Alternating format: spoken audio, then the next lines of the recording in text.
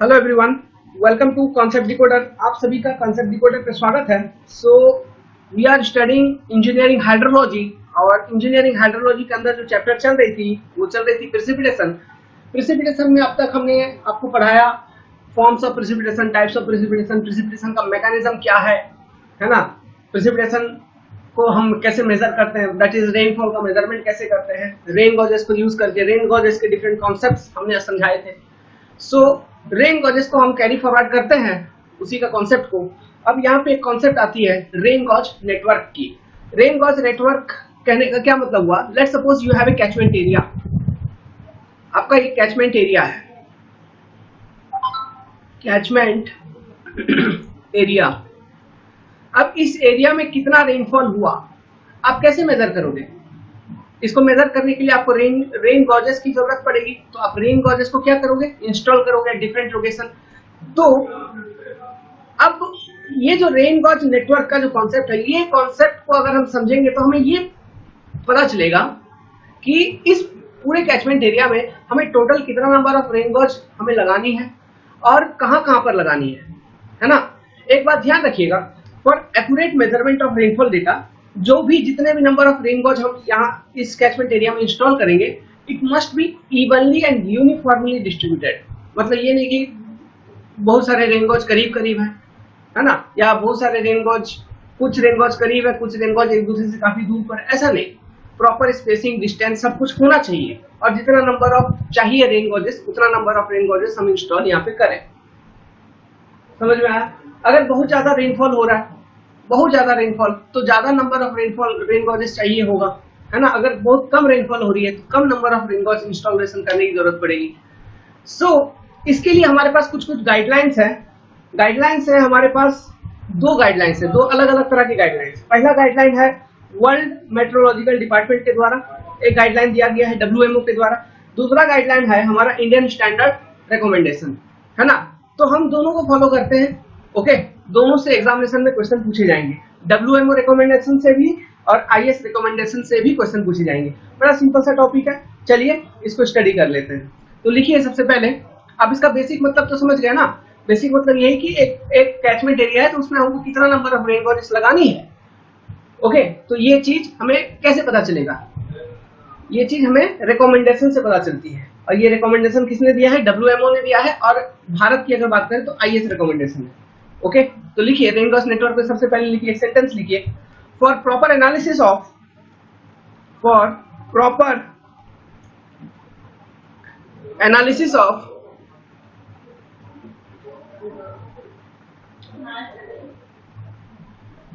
लिखिए there should be a good distribution of rain gauge network. Okay, rain gauges must be distributed evenly and uniformly. Rain gauges must be distributed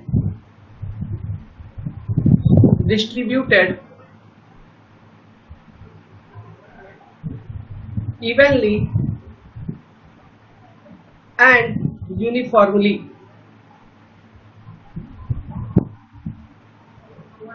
okay, next लिखिए recommendation by WMO regarding density of rain gauge. मतलब एक क्षेत्रफल में, given क्षेत्रफल में हमको कितना rain गॉजेस install करना है, इसी को हम कहेंगे डेंसिटी। तो इसका रिकमेंडेशन दिया है WMO ने, इंटरनेशनल है ये, वर्ल्ड मेट्रोलॉजिकल ऑर्गेनाइजेशन। ठीक है, तो इसमें लिखिए पहला point, for flat region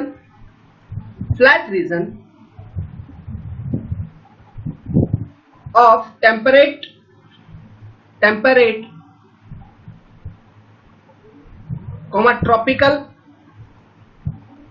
tropical,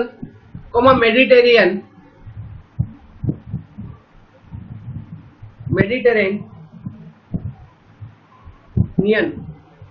zone. The requirement is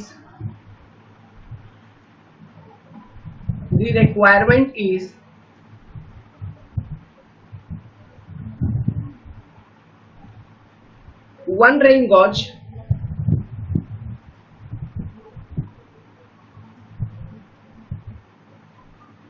कितने एरिया में? 600 से लेकर 900 किलोमीटर स्क्वायर के एरिया में,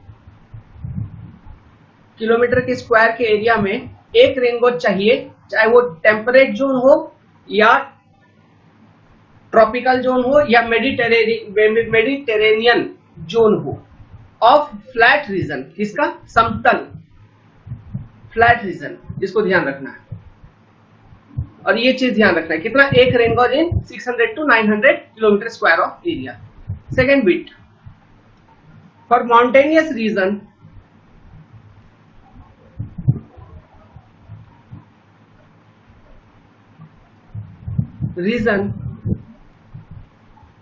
of tropical, temperate, Mediterranean। तो लिखिए, for mountainous region of temperate, tropical and Mediterranean zone the requirement is 1 rain gauge per 100 to 250 kilometre square. तीसरा requirement लिखिए, arid and polar region 1 rain gauge 1500 to 10,000 kilometre square के अंदर आपको एक rain gauge install करनी है। अब यहां देखो भाई, सबसे ज्यादा रेन गॉज मतलब रेन गॉज का डेंसिटी किसमें अधिक है? सेकंड वाले पॉइंट में अधिक है क्या? For mountainous reason. क्यों? क्योंकि देखिए, माउंटेनियस रीजन में बरसात अधिक होगी तो पर यूनिट एरिया आपको नंबर ऑफ रेन गॉज ज्यादा चाहिए होगा, okay, as compared to flat region. और एरिड एंड पोलर रीजन में तो बरसात ना के बराबर ही होता है, इसलिए कम रेन गॉज ज्यादा एरिया में भी काम कर जाएगा, चल जाएगा। तो ये था आपका WMO का रिकमेंडेशन। अब हम देखेंगे Indian standard recommendation, IS recommendation.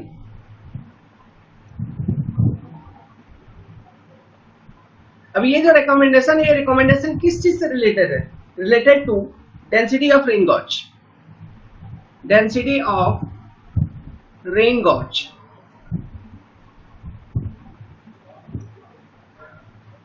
Okay, तो IS रिकमेंडेशन कहता है फॉर प्लेन रीजन,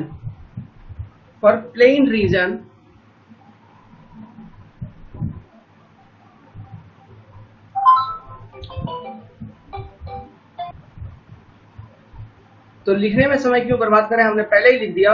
लिखिए, फॉर प्लेन रीजन 1 स्टेशन पर 520 किलोमीटर स्क्वायर, ये ISI रिकमेंडेशन है। For regions having average elevation of 1000 metre, मतलब थोड़ा पहाड़ी है ना, जिसका एलिवेशन है 1000 metre from datum MSR, mean sea level से एलिवेशन देखा जाता है, वहां पे एक स्टेशन प्रति 260 to 390 kilometre square. Okay, for hilly region, मतलब इस एलिवेशन से भी ज्यादा, मतलब पहाड़ी एरिया, पहाड़ी क्षेत्र, जैसे सिक्किम हो गया है ना, सिक्किम वाले क्षेत्र में, वो सब सिक्किम कह रहा हूँ, ये गारो खासी हिल्स, हिमालयन रेंजेस, ये सारे ईस्टर्न घाट्स, वेस्टर्न घाट्स, ये सारे सब पहाड़ी रीजन हैं। तो वहां पे for hilly region with heavy rainfall the requirement is 1 station पर 130 किलोमीटर स्क्वायर। तो आप देख पा रहे होंगे कि जैसे जैसे बरसात बढ़ रही है, मतलब जैसे जैसे रीजन में बरसात बढ़ रही है ना, तो वहां पे रेन गॉज का जो डेंसिटी है वो ज्यादा हो रहा है, मतलब वो अधिक बढ़ते चल रही है, मतलब कम एरिया में ज्यादा नंबर ऑफ रेन गॉजेस की जरूरत पड़ रही है। समझ रहे हैं? ओके, अब एक सर्वे हुआ था, एक सर्वे के तहत, तो ये एक्चुअली ये इंडियन स्टैंडर्ड रिकमेंडेशन है कि इतना इतना क्षेत्रफल में, ऐसे क्षेत्रफल में इतना इतना नंबर ऑफ रेन गॉजेस होना चाहिए। अब एक सर्वे हुआ था और उस सर्वे के तहत ये पता लगा है कि एक्चुअली, नोट लिखिए, actually in actual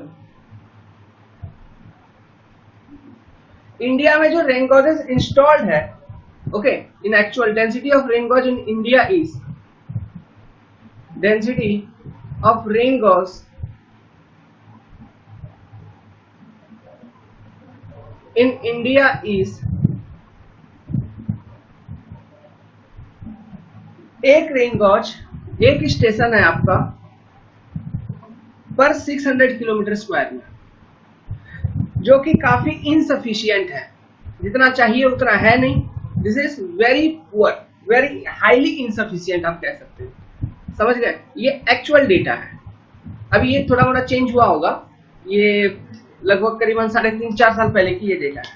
now updated data अभी तक आया नहीं है, तो आएगा तो बता देंगे, या फिर आप देखते रहिएगा IMD के वेबसाइट पे, वहां पता चल जाएगा आपको।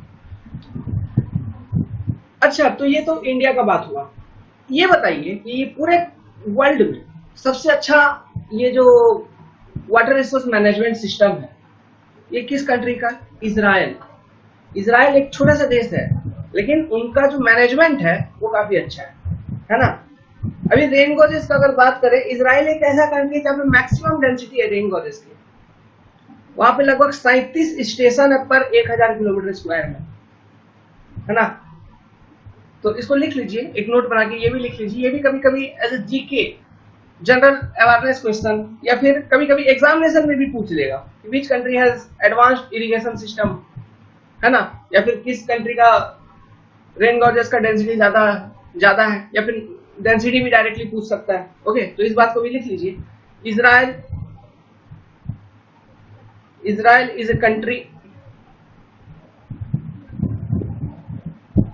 having maximum density of rain gauges, maximum density of rain gauges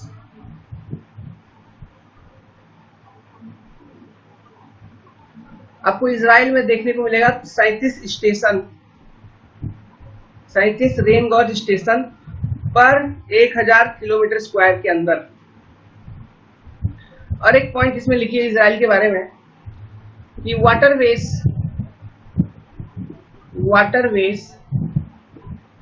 and irrigation department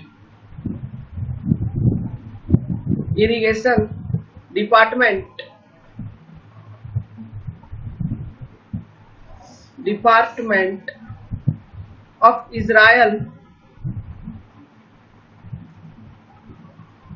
is very advanced.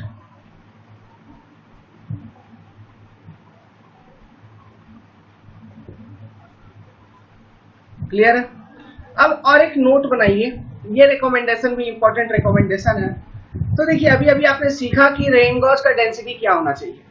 तो मान लो एक पर्टिकुलर एरिया में आपने उस एरिया में इस रिकमेंडेशन को फॉलो करते हुए, चाहे वो WMO हो या IS रिकमेंडेशन, अगर इंडिया के अंदर काम करे तो IS फॉलो किया, अगर बाहर में है तो WMO का रिकमेंडेशन को फॉलो करके एक पर्टिकुलर क्षेत्रफल के लिए आपने number of rain gauges required आपने कैलकुलेट कर लिया।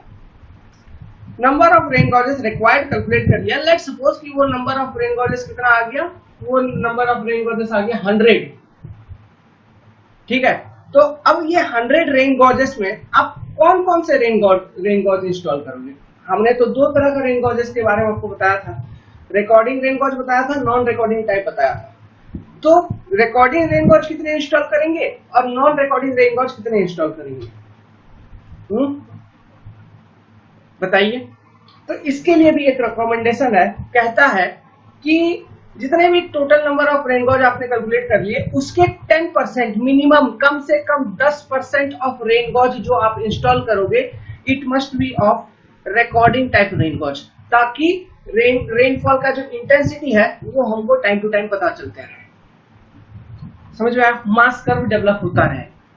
समझ में आया? ओके, तो इस पॉइंट को लिख लीजिए। एज पर recommendation,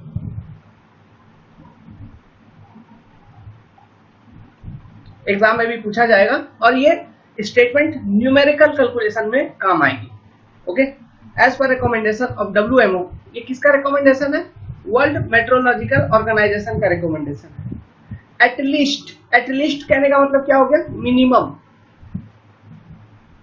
10% of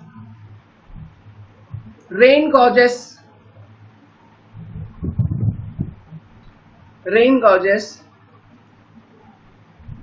should be of तो मतलब 100 कैलकुलेट किए तो कम से कम 10 रिकॉर्डिंग टाइप होना चाहिए। should be of recording type.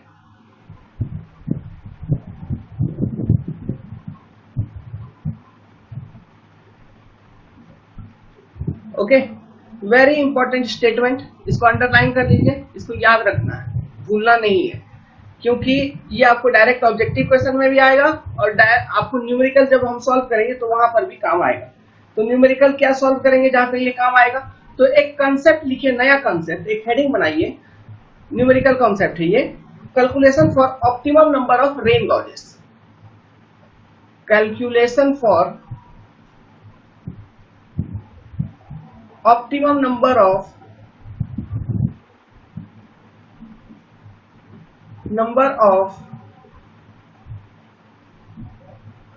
Rain gauges. मतलब प्रैक्टिकली ये तो आपको rain gauge distribution, rain gauge density के बारे में आपको एक आइडिया दिया, थियोरेटिकल आइडिया। अब प्रैक्टिकली आपको सुइटेबली कितना नंबर ऑफ रेन गॉजेस चाहिए उस पर्टिकुलर एरिया के लिए, है ना। इसका न्यूमेरिकली हम कैसे कैलकुलेट करेंगे, मैथमेटिकली हम कैसे इसको फाइंड आउट करेंगे, उसका जो कॉन्सेप्ट है वो कॉन्सेप्ट अब हम सीखेंगे। Calculation for optimum number of rain gauge.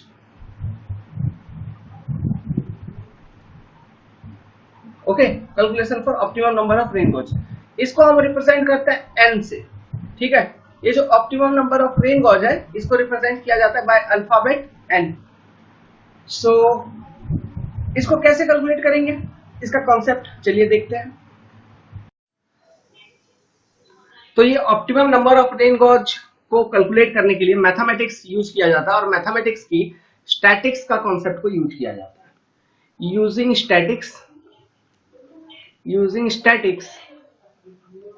statistics we calculate n। Okay, अब देखो एक जनरल परसेप्शन है। जनरल परसेप्शन क्या है, कोई एक एरिया में बहुत सारे रेन गेज इंस्टॉल्ड है। अभी ये तो कोई जरूरी नहीं है कि सभी रेन गेज आपको परफेक्टली विथ एक्यूरेसी सही डेटा दे रहे हैं। कुछ ना कुछ एरर तो उसमें होगा ही, समझ रहे हैं ना। प्रैक्टिकली भी कुछ ना कुछ एरर आएगा। तो optimum number of rain gauge का वैल्यू कैलकुलेट करने के लिए हम प्रैक्टिकली हम कैलकुलेट कर रहे हैं ना ये चीज, तो हम प्रैक्टिकली सम एरर को इंट्रोड्यूस करते हैं। Means for a certain value of error, allowable error, we calculate the number of rain gauges required in that area to be installed। समझ में आया। भाई मान लो परसेंटेज ऑफ एरर अगर आप ज्यादा अलाउ करते हो, ओके, एरर ज्यादा है तो कम नंबर ऑफ रेन गॉजेस से भी काम चल जाएगा। अगर एरर कम है तो नंबर ऑफ रेन गॉजेस जो रिक्वायर्ड होगी वो अधिक होगी। समझ रहे। ओके, सो ये क्या है लिखिए, optimum number of rain gauge n can be obtained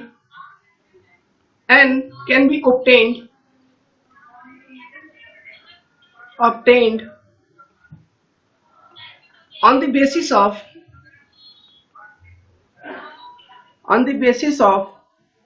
allowable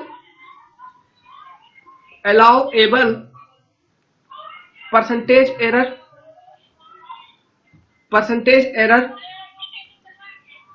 and the variation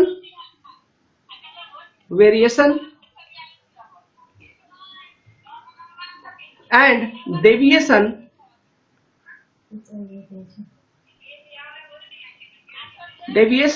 in the available rainfall data,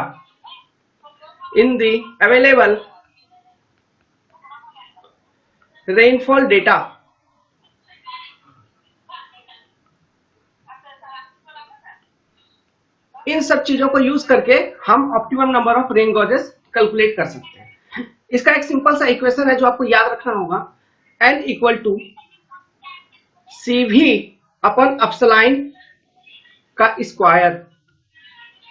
okay, अब ये n क्या है, optimum number of rain gauge, that is for a given percentage of error, means for E ये error है। इतने error के लिए हमको ऑप्टिमम कितना नंबर ऑफ रेन गॉजेस चाहिए, that is for this percentage of allowable error how many number of rain gauge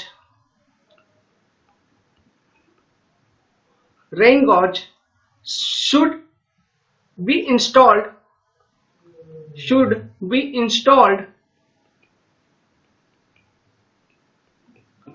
in that catchment area।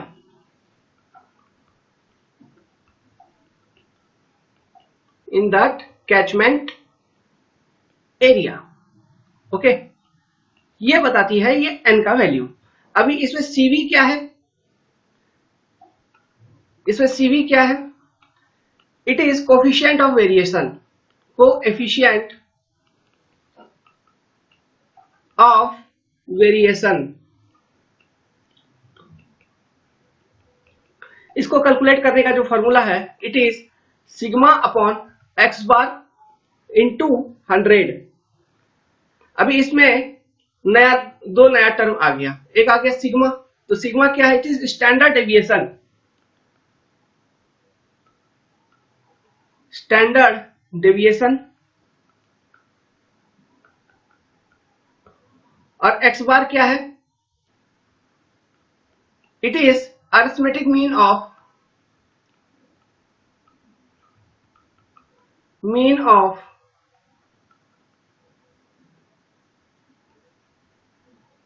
Rainfall data.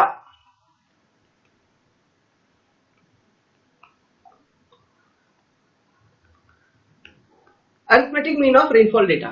अब इन सब चीजों को समझिए. लेट्स सपोज एक कैचमेंट एरिया है. एक कैचमेंट एरिया में यहाँ एक रेन गॉज इधर, एक रेन गॉज इधर, एक रेन गॉज इधर, एक रेन गॉज इधर, एक रेन गॉज इधर, एक रेन गॉज इधर, एक रेन गॉज. टोटल कितने रेन गॉज होगा? 1 2 3 4 5 6 7 8 रेन गॉज है. ठीक है, ये 8 रेन गॉज. अब मान लो हर एक रेन गॉज ने कुछ कुछ रेन डेटा रिकॉर्ड किया होगा. लेट्स सपोज इसने रिकॉर्ड किया x1, इसने रिकॉर्ड किया x1 डेटा, इसने x2 रिकॉर्ड किया, इसमें से मेजरमेंट आई x3 की, इसमें से मेजरमेंट आई x4 की, इसमें से मेजरमेंट आई x5, x6, x7, x8, इस तरह से. अभी इन रेनफॉल डेटा का मीन वैल्यू निकालना है. तो x बार इक्वल टू क्या हो जाएगा? x1 से लेके x8 तक, है ना, dot dot dot x8 divided by n means 8. तो x बार निकल जाएगा. समझ में आया? तो x बार का जो फॉर्मूला होगा वो क्या होगा? Summation of xi divided upon n. और यहां पे लिख सकते हैं i tends to 1 to n, where i tends to 1 से लेके n तक. समझ में आया? This is your x bar. Now sigma standard deviation. Okay, यही प्रिसिपिटेशन, यही का जो डेटा है, ये जो रेनफॉल का डेटा है, इसी काम को स्टैंडर्ड डेविएशन कैलकुलेट करनी है. ओके, तो ये कैसे कैलकुलेट करेंगे? इसका जो फॉर्मूला है, इट इज रूट अंडर, कैसे कैलकुलेट किया जाता है? Summation of x i minus x bar, जो मीन डेटा आपने निकाल लिया अरिथमेटिक मीन का, square divided by n minus 1. Okay, this is how you will calculate the standard deviation value. तो सिग्मा निकल गया, तो एक्स बार निकल गया, तो सीबी निकल जाएगा. सीबी निकल जाएगा तो अलाउएबल परसेंटेज एरर, अपस्लाइन का वैल्यू क्वेश्चन में दिया होगा, है ना, तो वहां से आपका n निकल जाएगा. या फिर आपको कि for a given number of optimum number of rain gauge का वैल्यू दिया होगा, सीबी दिया होगा, स्टैंडर्ड डेविएशन का वैल्यू दिया होगा. इन सब चीज, ये सब डेटा दी गई होगी और आपको कहा जाएगा कि अलाउएबल परसेंटेज एरर कितना है वो कैलकुलेट करिए. किसी भी तरह से आप इन इक्वेशन को यूज करके घुमा फिरा के क्वेश्चन पूछेगा. यही 3-4 इक्वेशन है. ओके, एक n का और एक cv का. अब cv का इक्वेशन में सिग्मा और x बार दोनों आ जाता है, और n के इक्वेशन में cv और अपस्लाइन आ गया. समझ गए? अब यहाँ पे एक क्वेश्चन मैं आपसे पूछता हूं कि देखो, स्टैंडर्ड डेविएशन का जो हमने निकाला है, कैलकुलेट किया है, जनरली स्टैटिक्स में होगा क्या कि यहाँ पे स्टैंडर्ड डेविएशन का मैंने ये फॉर्मूला आपको बताया है. जनरली जो स्टैंडर्ड डेविएशन हम कैलकुलेट करते हैं, उसका जो फॉर्मूला है, बेसिक कॉन्सेप्ट ये है, ये होता है summation of xi minus x bar का स्क्वायर अपॉन n होना चाहिए. ये होना चाहिए. लेकिन यहाँ पे हम n माइनस 1 क्यों कैलकुलेट किए? n माइनस 1 क्यों कैलकुलेट किए? n माइनस 1 क्यों कंसिडर किए? सोचो. देखो, इंजीनियरिंग में हम हमेशा एक फैक्टर ऑफ सेफ्टी लेके चलते हैं. Factor of safety. तो यहां पर भी हम फैक्टर ऑफ सेफ्टी को कंसिडर कर रहे हैं ऑटोमेटिकली, है ना. कैसे? देखिए, जब सिग्मा का वैल्यू हम n-1 यूज करके कंसिडर करेंगे तो सिग्मा का वैल्यू समवट हायर निकलेगा as compared to this sigma. Okay, ये वाला ऊपर वाला जो सिग्मा हम कैलकुलेट करेंगे, इसका वैल्यू ज्यादा होगा as compared to this sigma, है कि नहीं. तो automatically some factor of safety उसमें इंड्यूस हो गई in engineering which is required. Okay, अब ये क्वेश्चन आ सकती है, सेकेंड पॉइंट, कि वाई n-1 ओनली. आप n-2 कंसिडर कर सकते हो, n-3 कंसिडर कर सकते हो, n-4. Obviously you can consider any value, because जितना आप ये माइनस में लोगे n-1 n-2 तो उतना आपको सिग्मा का वैल्यू हायर मिलेगा, उतना आपको फैक्टर ऑफ सेफ्टी मिलता चलेगा। लेकिन हम n-1 ही क्यों कंसिडर करते हैं? तो एक चीज मान्यता है, एक चीज माना गया है मैथमेटिक्स के अंदर, ओके, स्टैटिस्टिक्स के अंदर, कि अगर आपके पास मोर देन 30 डेटा अवेलेबल है एट ए टाइम, अगर आपके पास मोर देन 30 डेटा अवेलेबल है, उस 30 डेटा का अपने अरिथमेटिक मीन कैलकुलेट किया, now you are going to calculate the standard deviation value, then under such conditions, under such situation क्या होता है, ये प्रोबेबिलिटी है, ये प्रोबेबिलिटी है। क्या प्रोबेबिलिटी है? देखिए, मान लो ये मैंने एक ग्राफ बनाया, तो 30 डेटा मतलब बहुत सारे डेटा, यहाँ पे एक कोई वैल्यू आ रही होगी, ये मान लो मीन वैल्यू है, जो भी वैल्यू है, जो भी डेटा का आप स्टैंडर्ड डेविएशन निकाल रहे थे उसका ये मीन वैल्यू है। तो ये हो सकता है कोई डेटा ओके मीन के ऊपर है, मतलब ये xi वाला, xi कहने का मतलब है हो सकता है x1 का वैल्यू, मतलब जैसे कि मान लो मीन आपने कैलकुलेट कर लिया 10, तो अपना डेटा में हो सकता है कोई डेटा 9 है, कोई डेटा सॉरी यहाँ पे तो 11 आ जाएगा, ऊपर ज्यादा ले रहा हूं, कोई डेटा 11 है, कोई डेटा 9 है, कोई डेटा 13 है, ओके, कोई डेटा 8.5 है, इस तरह का डिफरेंट डेटा हो सकता है जिसका आप स्टैंडर्ड डेविएशन कैलकुलेट करोगे। कैसे? 11 माइनस 10 का होल स्क्वायर है ना, प्लस अगेन 13 माइनस 10 का होल स्क्वायर, इस तरह से समेशन करना है, ओके। तो इस तरह से हम स्टैंडर्ड डेविएशन कैलकुलेट करेंगे। तो ये प्रोबेबिलिटी है, ये मान्यता है कि अगर बहुत सारे नंबर ऑफ डेटा हैं तो उन डेटा में से कोई एक डेटा हो सकता है मीन वैल्यू ही हो, मतलब कि कोई एक डेटा का चांसेस है कि वो मीन वैल्यू, उसका वैल्यू मीन वैल्यू के बराबर हो, तो इसलिए हम जनरली n-1 कंसिडर करते हैं। समझ में आया? ये इंटरव्यू में पूछा गया था यूपीएससी का, ओके। सो इस बात को ध्यान रखिएगा। अगर किसी को अभी भी समझ में नहीं आया तो मेरा फोन नंबर है 7008-420-353। You can call me for doubt. आप हमारे व्हाट्सएप ग्रुप पे भी ज्वाइन कर सकते हैं, ये नंबर हमारा व्हाट्सएप नंबर है, आप सेव कर लीजिए, बाय कॉन्सेप्ट डिकोडर। आपको हमारे व्हाट्सएप ग्रुप में ऐड होना है तो please message me that add me, I will send you the group joining link, you can join the group. या फिर इस वीडियो के डिस्क्रिप्शन बॉक्स में भी व्हाट्सएप ग्रुप के लिंक हमने डाला हुआ है। अब हो सकता है कोई ग्रुप फुल होगा तो कोई लिंक काम नहीं कर रही होगी, फिर भी मैं अपडेट कर दूंगा, आप लेकिन सभी ग्रुप में क्लिक करिएगा तो किसी एक ग्रुप में आप ज्वाइन हो जाओगे आके, okay. Now one more information, हमारे पास और भी डिफरेंट सब्जेक्ट्स अवेलेबल हैं जो हमने डेवलप किए हैं for GATE, ESC and SSC JEE like examination and for state PSC like examination, okay. So to enroll into our paid course you can message me at 7008-420-353, या फिर आप call करके पूछताछ कर सकते हो। हाइड्रोलॉजी भी हमारी पेड पेपर है, okay. The enrolment fee for hydrology is Rs 800 rupees, but for first 50 enrolment, first 50 enrolment जो होगी हाइड्रोलॉजी के अंदर, उनको चार्जेस लगेगा Rs 600 रुपीज की। So you can enrol, you can start enrolling from now.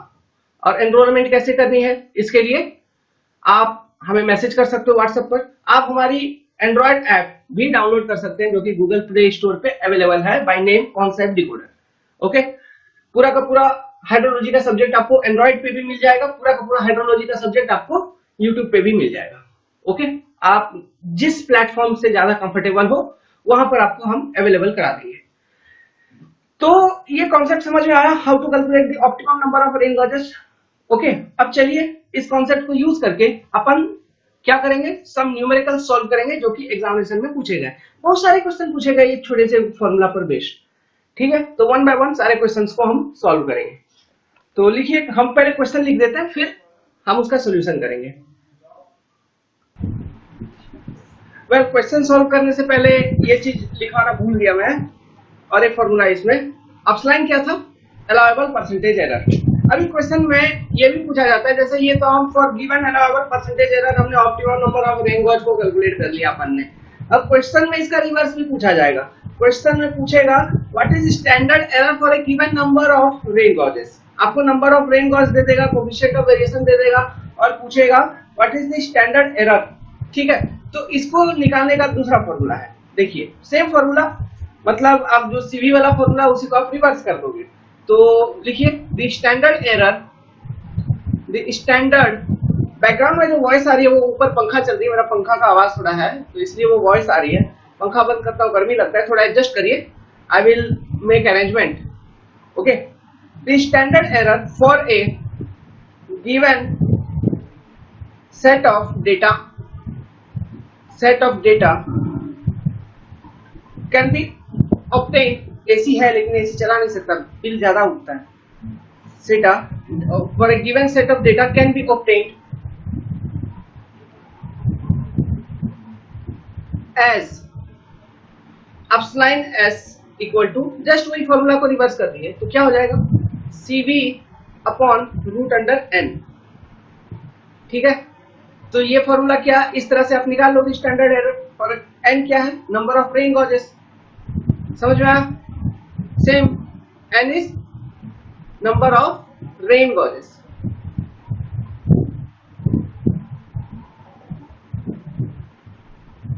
Okay, और ये जो पूरा का पूरा कंसेप्ट था ये स्टैटिस्टिक्स पर बेस्ड था, तो इसको स्टैटिस्टिकल मेथड भी कहा जाता है। ओके, तो ये चीज भी पूछा जाएगा, ये कंसेप्ट किस मैथमेटिक्स पर बेस्ड है, स्टैटिस्टिक्स पर बेस्ड है।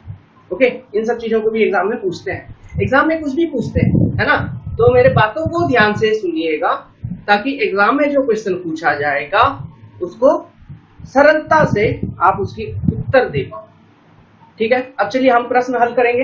हम प्रश्न की तस्वीरें यहाँ पे लेके आते हैं, फिर उसके बाद उसे हल करेंगे। तो क्वेश्चन पढ़िए। क्वेश्चन है, there are 4 rain gauge stations existing in the catchment of a river, the average annual rainfall value. अब देखिए यहाँ पे एक टर्म आ गई, एवरेज एनुअल रेनफॉल वैल्यू। अभी इसका डेफिनेशन मैं आपको समझाऊंगा।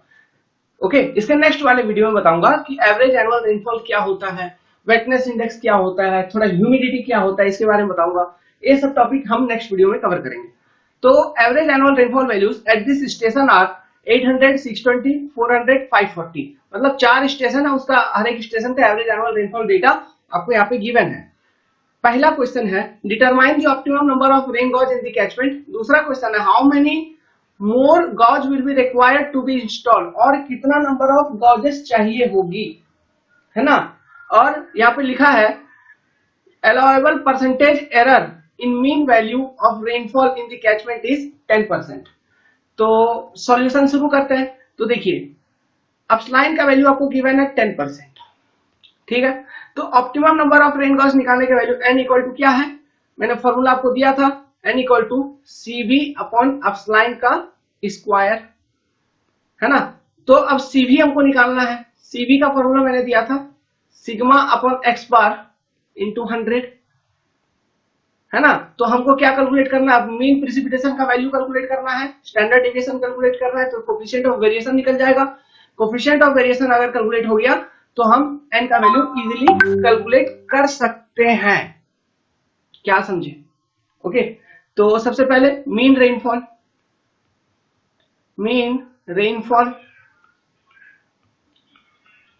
मतलब x बार इक्वल टू क्या, x1 plus x2 plus x3 plus x4 by 4, तो equal to 800 plus 620 plus 400 plus 540 divided by 4 equal to कितना होगा, 590 mm। ठीक है, तो standard deviation of sigma equal to क्या था formula, root under summation of xi minus x bar का square divided by n-1, है ना। तो इसको सॉल्व करिए, तो इसको हम कैसे लिखेंगे, equal to root under, just a minute, root under, देखिए क्या लिखेंगे, रूट अंडर, नीचे ऐसे अंडरलाइन दे दीजिए, फिर नीचे यहाँ पे 3 आ जाएगा, n-1 मतलब 3, 4-1, है ना। तो ये कितना हो गया, पहला डेटा 800, मीन डेटा 590 का स्क्वायर, फिर प्लस, फिर 620 माइनस 590 का स्क्वायर, फिर प्लस, फिर उसी तरह से 400 माइनस 590 का स्क्वायर प्लस 400 माइनस 590 का स्क्वायर प्लस, फिर यह और एक डेटा आएगा 540 माइनस 590 का स्क्वायर। तो देखिए ये भले ही यहाँ पे नेगेटिव में आया, लेकिन स्क्वायर कर देंगे तो नेगेटिव इफेक्ट खत्म, वो सब पॉजिटिव में ही रहेगा। तो ये कितना आ गया, ये आ गया आपका 166.93, है ना। तो CV का वैल्यू कितना आ जाएगा, CV का वैल्यू आ जाएगा 166.93 डिवाइडेड बाई 590 इंटू 100। तो ये वैल्यू कितना आ गया, ये आ जाएगा आपका 28.929%। कोफिशिएंट ऑफ वेरिएशन परसेंटेज में आती है, इस बात को ध्यान रखिएगा। कोफिशिएंट ऑफ वेरिएशन किस फॉर्म में आएगी, परसेंटेज में। ओके, हाँ ये क्वेश्चन भी पूछा जा सकता है कि what is the unit of coefficient of variation. ये कुछ नहीं है, उसका कोई यूनिट नहीं, परसेंटेज में आती है। क्लियर है, वो एक तरह का नंबर है ना। तो optimum number of rain gauge n equal to क्या होगा, CV अपॉन अपस्लाइन का स्क्वायर, तो equal to 28.29 divided by epsilon, जो चूंकि ये ऊपर भी परसेंटेज हमने लिखा है, नीचे वाले को भी परसेंटेज में लिखेंगे, कोई डेसिमल फॉर्म में कन्वर्ट नहीं करेंगे, डायरेक्ट 10% दिया है तो 10 लिख देंगे का स्क्वायर। तो इक्वल टू कितना आ जाएगा, ये आ जाएगा 8.004। 8.004, ये 004 डेसिमल में बहुत काफी कम है, ये 0 के बराबर ही है ना। तो इसको नेग्लेक्ट करेंगे इस पार्ट को, तो लगभग 8 ही कंसिडर करेंगे। अगर मान लीजिए आपका आता 8.3 और 8.2 या फिर 8.5, 8.6, 8.7 ऐसा, तो हम उसको 9 कंसिडर कर लेते। लेकिन ये 004 आया, काफी कम है, तो इसको हम लगभग 8 ही कंसिडर करेंगे। ठीक है, तो ये निकल गया आपका optimum number of rain gauge. तो ये पहला क्वेश्चन का आंसर हो गया। दूसरा क्वेश्चन क्या पूछा है इसी में, दूसरा क्वेश्चन पूछा है कि how many more number of gauges will be required to be installed. तो सिंपल सी बात है, आपको यहाँ पे गॉज कितना दिया हुआ है, 4 गॉज दिया हुआ था। अब रिक्वायर्ड कितना आपका, optimum number for allowable percentage error equal to 10%, optimum number of rain gauge required is number of 8। तो और एडिशनल कितना चाहिए, 4 ना, है ना। तो सेकंड बिट का आंसर क्या होगा, additional gauges required, additional gauges required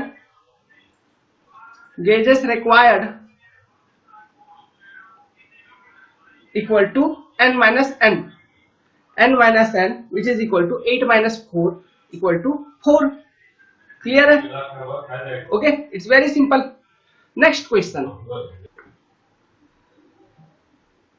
तो ये रहा नेक्स्ट क्वेश्चन पढ़िए, ये भी बड़ा सिंपल सा क्वेश्चन है। ए water said have 5 non-recording rain gauges installed in its area. The amount of rainfall recorded for one of the years is given below। किसी एक साल में जो अमाउंट ऑफ रेनफॉल रिकॉर्ड किया है ये दिया गया है।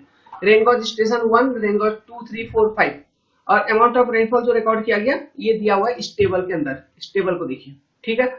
Find the required optimum number of non recording and recording rain gauge for this watershed, assume an error of 10% in estimation of mean rainfall। तो चलिए इसको कैलकुलेट करते हैं। तो सबसे पहले क्या करना है, हमको optimum number of rain gauges निकालनी है। तो फॉर्मूला आपको पता है, n equal to coefficient of variation upon error का स्क्वायर। तो हमें क्या निकालनी होगी सबसे पहले, CV का वैल्यू कैसे निकालेंगे, sigma upon mean precipitation x bar into 100, ये निकल जाएगा आपका CV। तो इसको निकालने के लिए चलिए निकालते हैं। सबसे पहले क्या निकालेंगे, x बार निकाल लेंगे। तो x बार निकालेंगे कैसे, तो 100 plus 120 plus 190 plus 95 plus 125 divided by 5 equal to 126 centimetre. ये निकल गया आपका x बार मीन प्रेसिपिटेशन।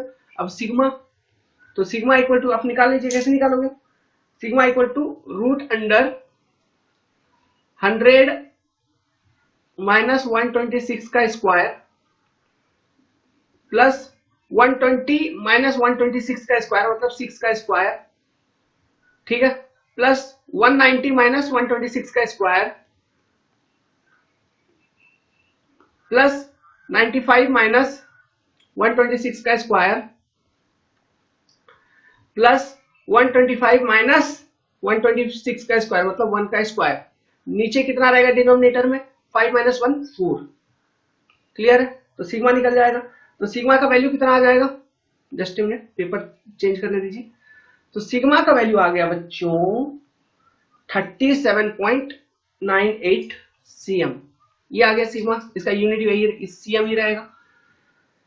अब क्या करेंगे? CV का वैल्यू निकाल लीजिए। अब CV equal to 37.98 divided by क्या हो जाएगा 126 इंटू 100।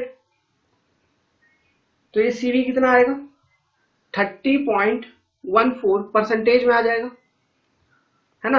अब N इक्वल टू कितना निकल जाएगा 30.14 डिवाइडेड बाई 10% दिया है, अलाउएबल एरर 10 का स्क्वायर। तो इक्वल टू कितना निकल जाएगा ये समथिंग 9.09। तो approximately 10 number of rain gauges. Optimum number of rain gauge कितना है 10। अब क्वेश्चन में पूछा है कि for the required optimum number of find the required optimum number of recording and non recording. तो एक WMO का स्टेटमेंट मैंने लिखाया था आपको, वर्ल्ड मेट्रोलॉजिकल ऑर्गेनाइजेशन का एक स्टेटमेंट लिखवाया था कि optimum number of rain gauge जितना भी कैलकुलेट करेंगे उसका कम से कम 10% ऑफ रेन गॉज जो होगा वो रिकॉर्डिंग टाइप रेन गॉज होना चाहिए। तो 10 का 10% क्या 1। तो इसमें क्या होगा सो आंसर क्या लिख सकते हैं 9 non recording type, non recording type and 1 recording type, है कि नहीं। सो ये थी ये concept of finding optimum rain gauges. तो बड़ा सिंपल सी कंसेप्ट है। अब आप और भी डिफरेंट न्यूमेरिकल अगर इस कॉन्सेप्ट से सॉल्व करने जाओगे तो देखिएगा कितना इजीली इक्वेशंस आपके सॉल्व होंगे, क्वेश्चंस आपके सॉल्व होंगे। बहुत सिंपल सी कॉन्सेप्ट थी। सो आप ये बताइए हमको आपको ये वीडियो कैसा लगा। अगर ये वीडियो अच्छा लगा तो वीडियो पे लाइक करिए, अपने दोस्तों में शेयर करिए, कमेंट जरूर करिए। अगर किसी तरह का सुधार करने की जरूरत है तो आप वो चीज भी कमेंट के रूप में हमें बताइए। Okay, it's very important for me. And if you are interested to get enrolled into this paid course of engineering hydrology, you can contact me at 7008 420 353। और भी डिफरेंट स्टडी पैकेज की अगर आपको जरूरत है then you can contact me. So welcome to concept decoder platform. Good luck, have a nice day. In next video lecture हम क्या discuss करेंगे आपको बता दूं, एस्टिमेशन ऑफ मिसिंग डेटा, है ना, इनकंसिस्टेंसी ऑफ रिकॉर्ड मतलब डबल मास कर्व का concept, okay, duration analysis curve, DAD, ये सब, ओके। तो और भी डिफरेंट टाइप्स ऑफ कर्व कि किस तरह से रेनफॉल डेटा को प्रेजेंट किया जाता है, मास कर्व क्या होता है, हाइटोग्राफ क्या होता है ना, पॉइंट रेनफॉल डेटा को हम कैसे प्रेजेंट करते हैं, moving average method, moving mean method, बहुत तरह के मेथड्स हैं। इन सब चीजों को हम स्टडी करेंगे इन नेक्स्ट वीडियो लेक्चर। तब तक आपके दिन अच्छे से बीते। Good luck.